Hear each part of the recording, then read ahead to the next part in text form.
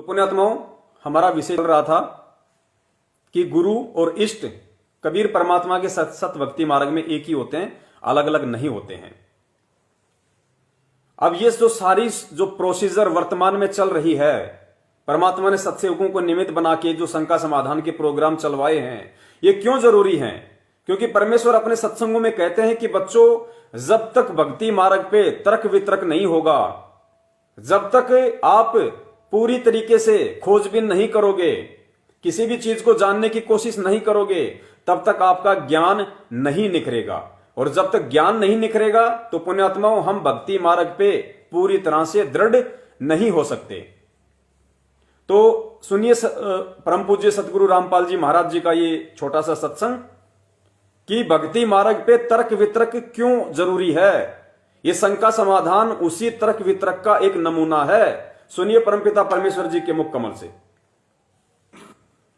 परमेश्वर ने 600 वर्ष पहले वो लीलाएं की थी जो भगवान किया करता है, और उसी का प्रमाण पवित्र चारों वेद, गीता जी, सभी सदग्रंथ बताते हैं कि वो परमात्मा अपने निज लोक से चलकर आता है, अपनी विशेष खास आत्माओं को, वरिष्ठ आत्माओं को आकर मिलता है, उनको अपने तत्व ज्ञान से परिचित कराता है। क्योंकि पिछले संस्कारी जो हंस होते हैं, वो चाहे शिक्षित हैं चाहे अशिक्षित हैं, वो भगवान के मार्ग में घनी आनाकानी नहीं करते, वो चतुर नहीं होते, वो सादे होते हैं। तो उन सादे लोगों का, सादे भक्तों का नाजायज फायदा उठा लिया नकली गुरुओं ने। क्योंकि सभी ये कहता है भक्त, श्रद्धालु भक्त वृंद, कि भाई भगवान के का जो मार्ग है, भगवान के ज्ञान में तर्क वितर्क नहीं होना चाहिए, तर्क वितर्क का विषय नहीं है। जबकि कबीर जी ये कहते हैं कि भगवान का मार्ग तर्क वितर्क का विषय है। जब तक आप तर्क वितर्क नहीं करोगे, आप भगत 7 जन्म नहीं बन सकते। क्योंकि अज्ञान से परिपूर्ण हो चुके हो आप, और तर्क वितर्क से वो ज्ञान निखरेगा, सच्चाई सामने आएगी।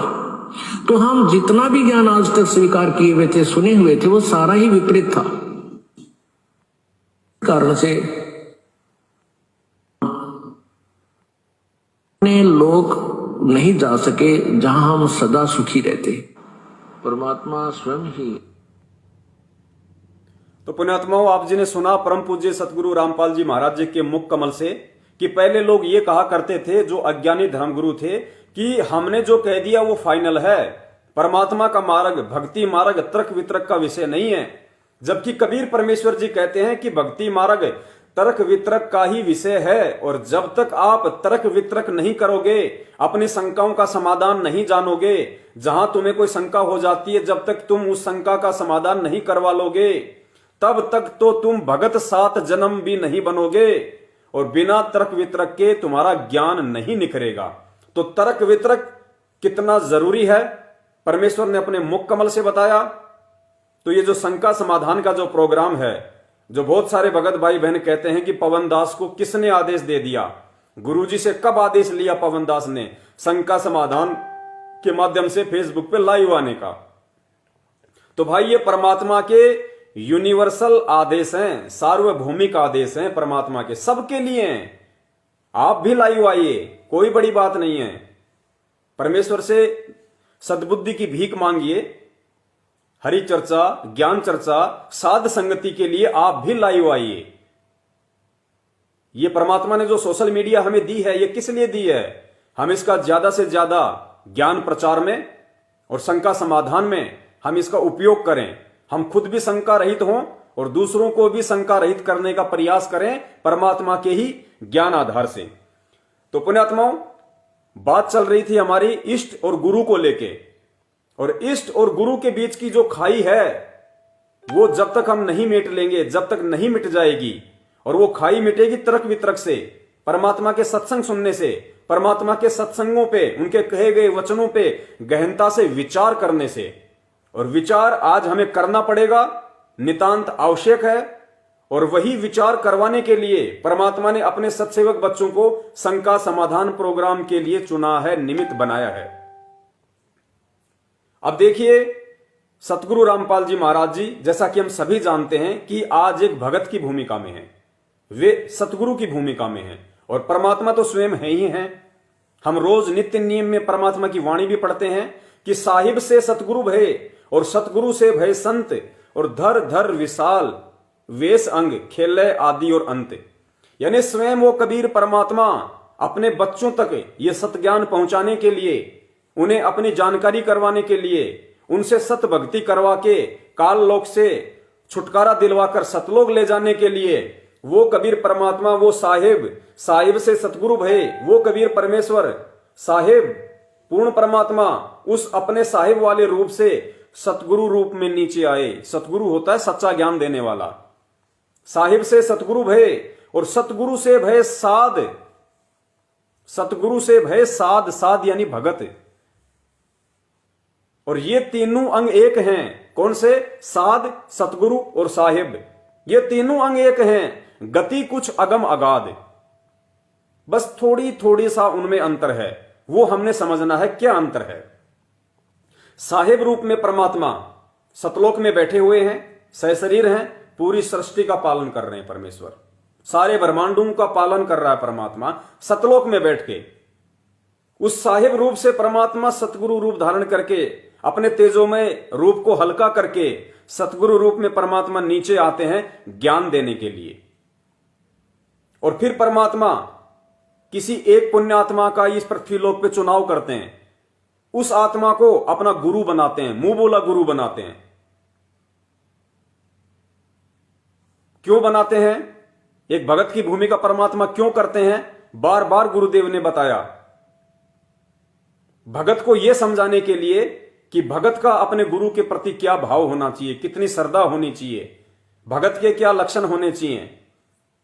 वो एक उदाहरण पेश करता है परमात्मा कि एक अच्छे भगत में क्या लक्षण होते हैं, क्या उसके गुण होते हैं, ताकि उसका सतगुरु उससे प्रसन्न हो और जल्द ही उसे वो वस्तु दे दे जिस वस्तु के लिए ये आत्मा युगों युगों से भटक रही है। तो साहिब से सतगुरु भय और सतगुरु से भय साध, ये तीनों अंग एक हैं। गति कुछ अगम अगाध। तो पुण्यात्मा वर्तमान में परमात्मा मुख्यतः जिन दो भूमिकाओं में हैं, पहली भूमिका सतगुरु की, सन 1994 से परमात्मा नाम दीक्षा देने लगे, तो परमात्मा सतगुरु की भूमिका में, और दूसरी भूमिका परमात्मा की साध की, भगत की भूमिका। तो इन दो भूमिकाओं में रह के ही परमात्मा जब तक यहां रहेंगे, अपनी लीला करेंगे, तब तक अपना सारा सिस्टम वो देखेंगे। लेकिन वही परमात्मा जो सतगुरु रूप में है, साध रूप में है, वही परमात्मा है, वही साहिब है। इस बात को हमने उनके द्वारा दिए गए तत्व ज्ञान से खुद समझना पड़ेगा। वो परमात्मा जिन दो भूमिकाओं में है, वो अपनी भूमिका पूरी करेगा। पुण्यात्माओं, अगर किसी फिल्म के अंदर किसी भी हीरो या हीरोइन को अगर 1 करोड़ या 50 लाख रुपए मिलते हैं कि तुझे भिखारी का रोल करना है, तो उस फिल्म में वो चाहे बहुत बड़ा रईस होगा, बहुत बड़ा अमीर आदमी होगा, बंबई में उसकी बहुत बड़ी कोठियां होंगी, 1-1 करोड़ की गाड़ियां होंगी, लेकिन उस फिल्म में जो भूमिका करने के लिए उसको दी गई है, उस फिल्म में वो वही भिखारी वाली ही भूमिका करेगा। लेकिन फिल्म देखने वाले यहां से उसको भिखारी नहीं मानते, क्योंकि उनको पता है कि ये एक्टिंग कर रहा है, ये भिखारी नहीं है, ये बहुत बड़ा अमीर आदमी है।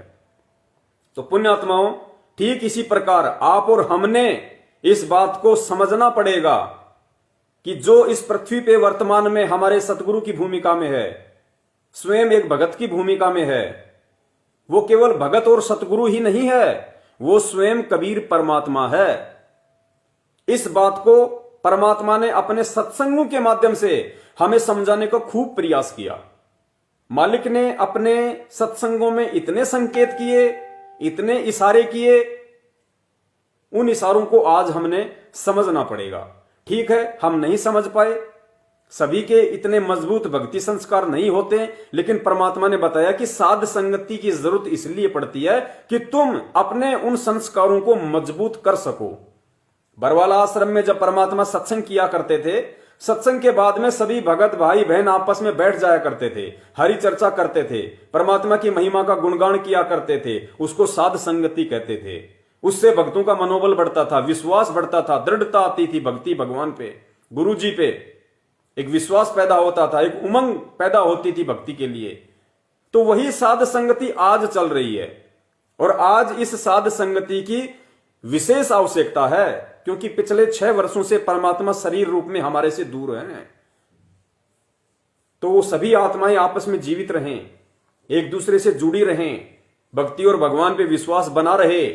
इसके लिए ये परमात्मा ने सार्वभौमिक आदेश दे रखा है कि जो पुराने भगत हैं, जिन पे परमात्मा ने अपने तत्व ज्ञान की थोड़ी बहुत दया कर रखी है, ये उनकी जिम्मेदारी है अपने भगत भाइयों को संभाल के रखने की, अपने भगत भाइयों को संपर्क में रख के और परमात्मा के विषय में जानकारी देने की, उनकी छोटी से छोटी और बड़ी से बड़ी शंकाओं के समाधान की, ताकि उनको कोई अड़चन पैदा ना हो, उनको कोई भी काल एजेंट, कोई भी भक्ति से दूर जो इंसान है वो उनको भ्रमित ना कर सके, परमात्मा से दूर ना कर सके।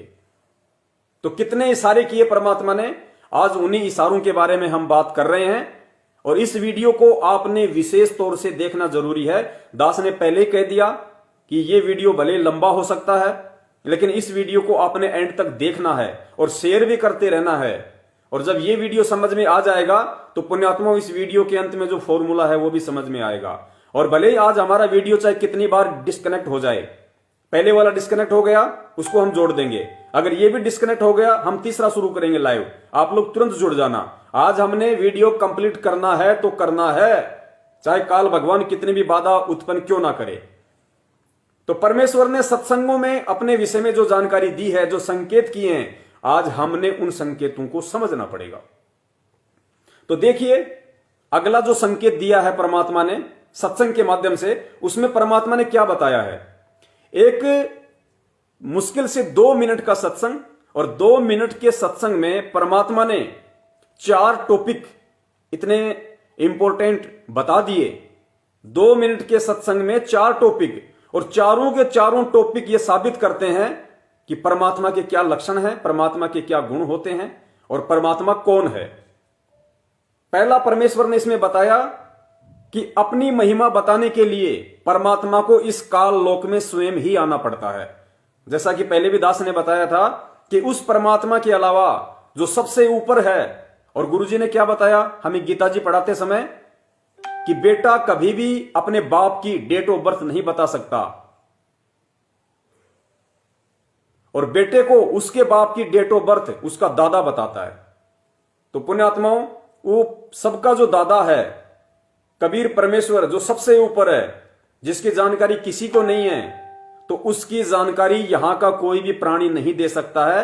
उस दादा ने स्वयं ही यहां पे आके अपनी और अपने विधान के विषय में जानकारी देनी पड़ती है।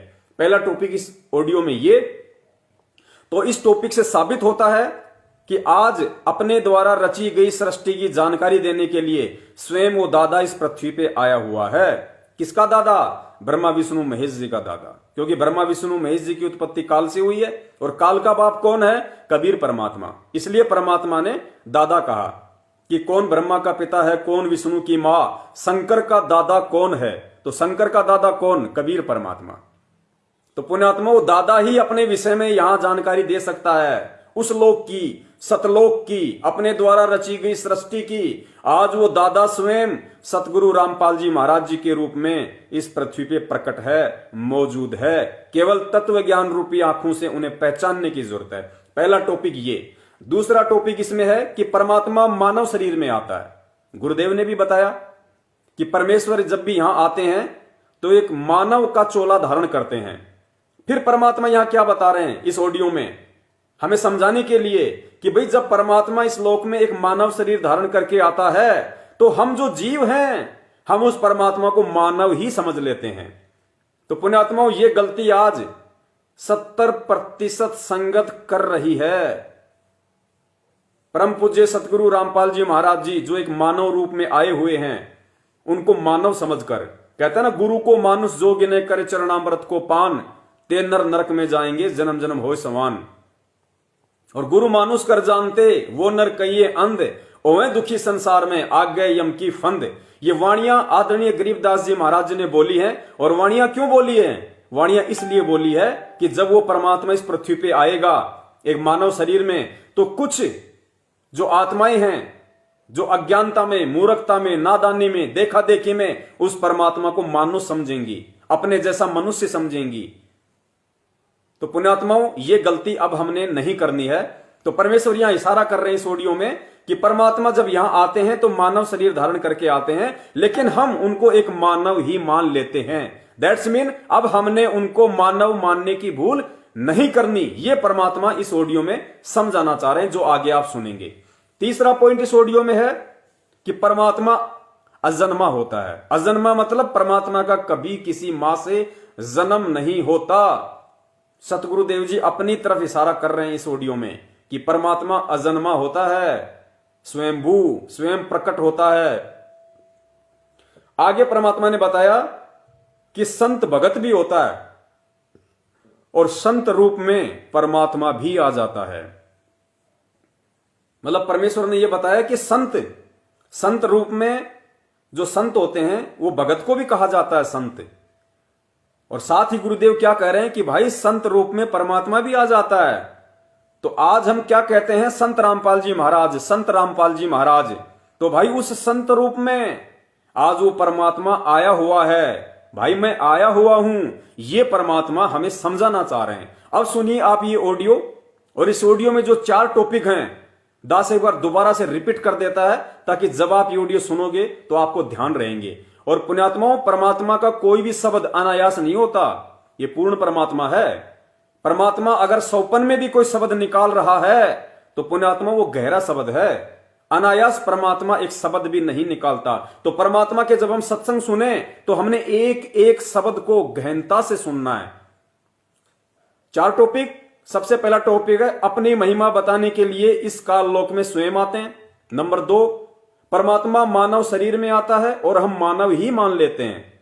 नंबर 3, परमात्मा अजन्मा होता है। नंबर 4, संत भगत भी होता है और संत परमात्मा भी संत रूप में आ जाते हैं। सुनिए ऑडियो।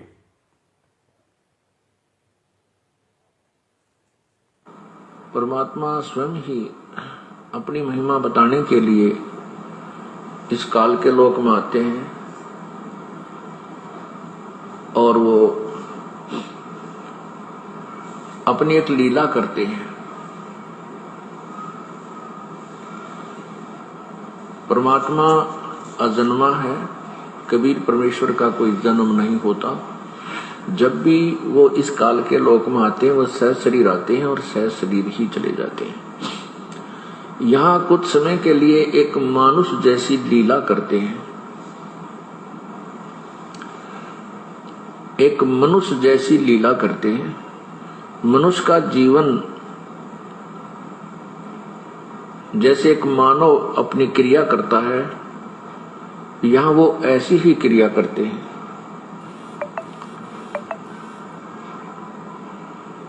तो उस समय हम उसको केवल एक मनुष्य जान लेते हैं, हम उन्हें भगवान नहीं मानते। भगवान हम क्यों नहीं मानते, परमात्मा किस लिए नहीं मानते? क्योंकि हमारे को ज्ञान गलत बताया हुआ होता है। हमारे को ये बताया हुआ होता है कि परमात्मा निराकार है, वो सर्वव्यापक है, कण कण में विद्यमान है। परमात्मा मनुष्य शरीर में नहीं होता। इसलिए हम परमात्मा जब आते हैं तो उसको एक मानव ही मान लेते हैं, दूसरा नाम उसका संत या भक्त रख लेते हैं। संत मनुष्य भी होते हैं और संत की भूमिका में प्रभु भी आ जाते हैं। अब क्या बताते हैं? संत भगत भी होते हैं और संत की भूमिका में परमात्मा भी आ जाते हैं। तो परमेश्वर यहां ये संकेत कर रहे हैं कि भाई संत की भूमिका में मैं आया हुआ हूं। पुण्यात्माओं, एक एक शब्द पे हमने गौर करना होगा और सत्संग ही वो आधार है, सत्संग ही वो मूल वस्तु है जिसके माध्यम से परमात्मा हमें सारी जानकारी देते हैं, अपनी पहचान करवाते हैं, और दूसरा कोई माध्यम नहीं है। परमात्मा चाहते तो हमारी गर्दन पकड़ पकड़ के सतलोक भी दिखा सकते थे कि देख यहां से कितना अच्छा लोक है, तो हम मान जाते, लेकिन फिर वही बकवाद शुरू कर देते वहां पे। इसलिए परमात्मा को सत्संग करने की आवश्यकता पड़ती है, सत्संगों से आत्मा को निर्मल करने की आवश्यकता पड़ती है, आत्मा को अंतःकरण से साफ करने की आवश्यकता पड़ती है। और जब हम खुद जब तक उस सतलोक की तड़प अपने हृदय में नहीं बनाएंगे, तब तक हम सतलोक में जाने वाले नहीं, हम वहां पे टिकने वाले नहीं।